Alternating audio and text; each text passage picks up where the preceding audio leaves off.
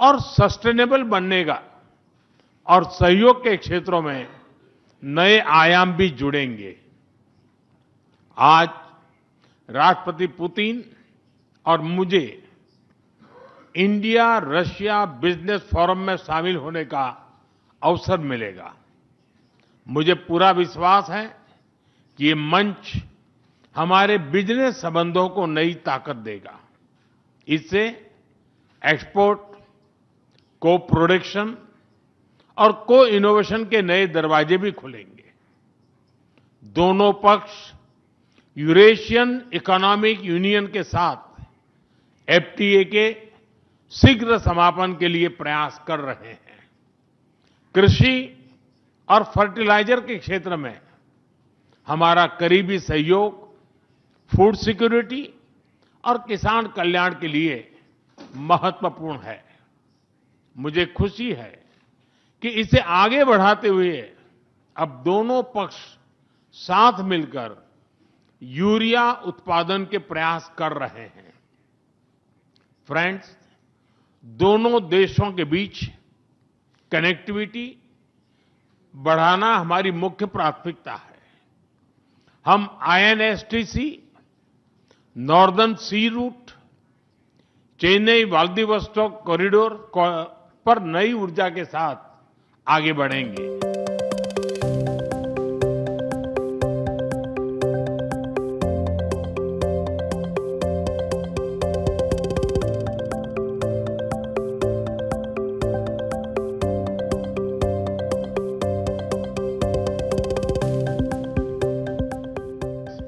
आज हमने क्षेत्रीय और वैश्विक मुद्दों पर भी चर्चा की। यूक्रेन के संबंध में भारत ने शुरुआत से शांति का पक्ष रखा है। हम इस विषय के शांतिपूर्ण और स्थायी समाधान के लिए किए जा रहे सभी प्रयासों का स्वागत करते हैं। भारत सदैव अपना योगदान देने के लिए तैयार रहा है और आगे भी रहेगा। आतंकवाद के विरुद्ध लड़ाई में भारत और रूस ने लंबे समय से कंधा मिलाकर सहयोग किया है। पहलगाम में हुआ आतंकी हमला हो या क्रोकस सिटी हॉल पर किया गया कायरतापूर्ण आघात, इन सभी घटनाओं की जड़ एक ही है। भारत का अटल विश्वास है कि आतंकवाद मानवता के मूल्यों पर सीधा प्रहार है और इसके विरुद्ध वैश्विक एकता ही हमारी सबसे बड़ी ताकत है।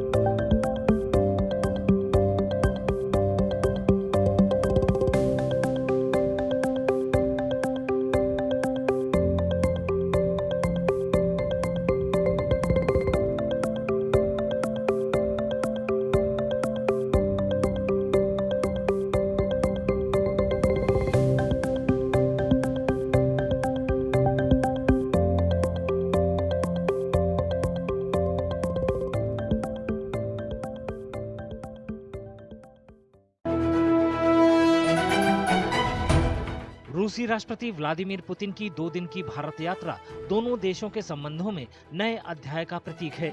इसे रक्षा, परमाणु और ऊर्जा क्षेत्रों में 2 दशकों से ज्यादा के मजबूत संबंधों ने आकार दिया है। रूसी राष्ट्रपति 8वीं बार भारत की यात्रा पर हैं। हर बार उन्होंने द्विपक्षीय सहयोग को मजबूत करने वाले अहम समझौतों पर हस्ताक्षर किए हैं। अपनी 2021 की नई दिल्ली यात्रा के दौरान पुतिन ने विशेष और विशेषाधिकार प्राप्त रणनीतिक साझेदारी को मजबूत करने के लिए प्रधानमंत्री नरेंद्र मोदी के साथ व्यापक बातचीत की थी। उस यात्रा के दौरान द्विपक्षीय सहयोग को गहरा करने के लिए रक्षा, व्यापार, ऊर्जा, विज्ञान और दूसरे क्षेत्रों में कई समझौतों पर हस्ताक्षर किए गए। 2018 में पुतिन ने पीएम मोदी के साथ कई बैठकें की, मंत्रिमंडल स्तर की वार्ता में शामिल हुए और समझौतों का आदान प्रदान हुआ। उन्होंने बच्चों से भी बात की। भारत रूस व्यापार शिखर सम्मेलन को संबोधित किया और भारत के तत्कालीन राष्ट्रपति रामनाथ कोविंद से मुलाकात की। 2016 में राष्ट्रपति पुतिन ने ब्रिक्स शिखर सम्मेलन और प्रधानमंत्री मोदी के साथ 17वें भारत रूस सालाना शिखर सम्मेलन के लिए गोवा का दौरा किया। इस दौरान द्विपक्षीय संबंधों की समीक्षा की और प्रमुख समझौतों पर हस्ताक्षर किए। 2014 की यात्रा के दौरान पुतिन ने प्रधानमंत्री मोदी के साथ 15वें भारत रूस सालाना शिखर सम्मेलन में हिस्सा लिया, जिसमें द्विपक्षीय संबंधों को मजबूत करने के लिए द्रुजबा दोस्ती विजन पेश किया गया। दोनों नेताओं ने ऊर्जा, रक्षा, प्रौद्योगिकी, व्यापार, संस्कृति और वैश्विक रणनीतिक मुद्दों जैसे प्रमुख क्षेत्रों में सहयोग बढ़ाने पर सहमति जताई। 2012 में पुतिन ने दिल्ली का दौरा किया और तत्कालीन प्रधानमंत्री मनमोहन सिंह के साथ प्रतिनिधि मंडल स्तर की वार्ता की और प्रमुख समझौतों पर हस्ताक्षर किए। उन्होंने यूपीए की अध्यक्ष सोनिया गांधी और लोकसभा में विपक्ष की नेता सुषमा स्वराज के साथ भी बातचीत की। भारत और रूस ने 2002 और 2004 में उनकी यात्राओं के दौरान रणनीतिक साझेदारी, अंतरिक्ष सहयोग, ऊर्जा, बैंकिंग और शहर स्तर के सहयोग में प्रमुख समझौतों पर हस्ताक्षर किए। दोनों देश द्विपक्षीय संबंधों को मजबूत करने के लिए राजनयिक और आधिकारिक पासपोर्ट धारकों के लिए वीजा मुक्त यात्रा पर भी सहमत हुए। साल 2000 के बाद से पुतिन की भारत की हर यात्रा ने दीर्घकालिक परियोजनाओं को बढ़ावा दिया है और दोनों देशों के बीच विशेष और विशेषाधिकार प्राप्त रणनीतिक साझेदारी को मजबूत किया है।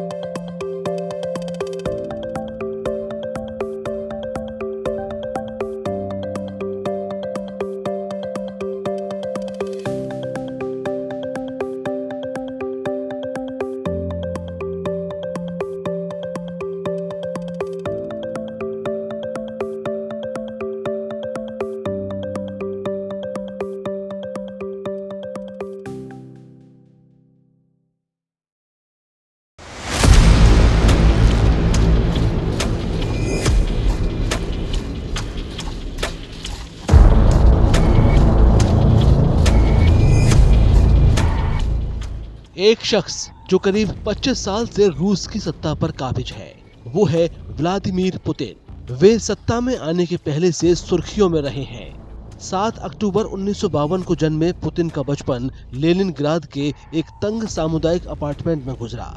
वे अपने बचपन को बेहद साधारण बताते हैं। जंग खत्म होने के बाद उनके पिता सेना से निकलकर एक फैक्ट्री में फोरमैन बन गए। वे मां मारिया को सौम्य और विनम्र महिला के रूप में याद करते हैं।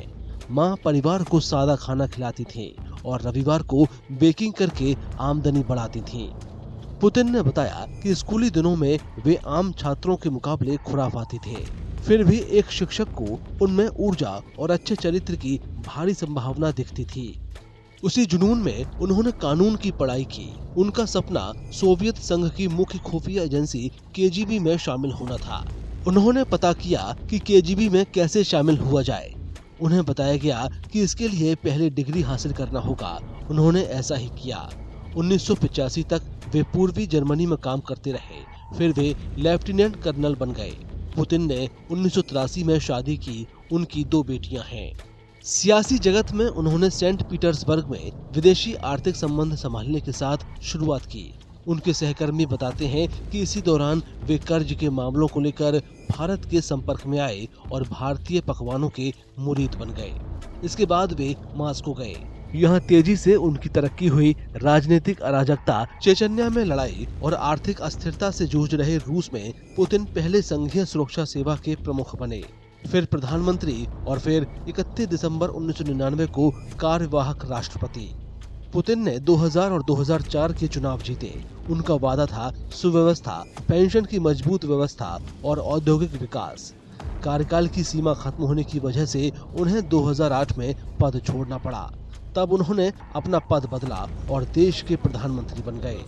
इस दौरान राष्ट्रपति का कार्यकाल 6 साल के लिए बढ़ा दिया गया।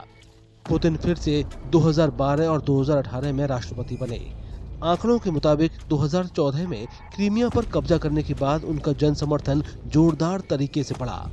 2020 में संवैधानिक बदलावों को मंजूरी मिली, जिससे उन्हें 6 साल के कार्यकालों के लिए 2 बार और चुनाव लड़ने का मौका मिल गया। फिर आया फरवरी 2022, जब पुतिन ने यूक्रेन के खिलाफ खास सैनिक अभियान का ऐलान किया। रूस के आंतरिक सर्वेक्षण का दावा है कि पश्चिमी देशों के लगाए प्रतिबंधों के बावजूद इस कदम को भारी समर्थन मिला। अपने पूरे कार्यकाल में पुतिन ने कुछ मुद्दों पर लगातार कड़ी मेहनत की। बड़ी सरकारी परियोजनाएं, सामाजिक समर्थन और लंबी अवधि के राष्ट्रीय योजनाओं के जरिए स्थिरता लाना। पूरे समय वे भारत को अहमियत देते रहे। उन्होंने एक बार कहा था कि रूसी नेता भारत के महत्व को कम करके आंकते रहे हैं। राष्ट्रपति के रूप में पहली भारत यात्रा के दौरान उन्होंने प्रधानमंत्री अटल बिहारी वाजपेयी के साथ रणनीतिक साझेदारी की थी। वो साझेदारी अब दोनों देशों के बीच विशेष और विशेषाधिकार प्राप्त रणनीतिक साझेदारी के रूप में विकसित हो गई है।